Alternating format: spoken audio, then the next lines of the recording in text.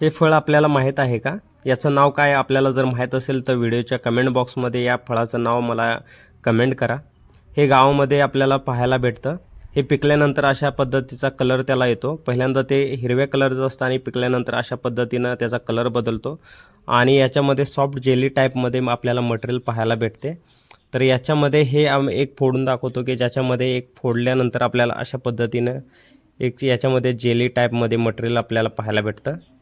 आणि हे नॉर्मली आमच्या भागात याला खातातसुद्धा. याचं नाव आपल्या भागामध्ये याचं नाव काय आहे हे मला कमेंट करून नक्की सांगा. आणि या फळाला तरी आमच्याकडे भोकर असं म्हणतात. तर आपल्या तिकडे या फळाचं नाव काय हे मला कमेंट बॉक्समध्ये सांगा. आणि आपल्याकडे हे जे फळ आहे ते खातात का हे सुद्धा नक्की सांगा.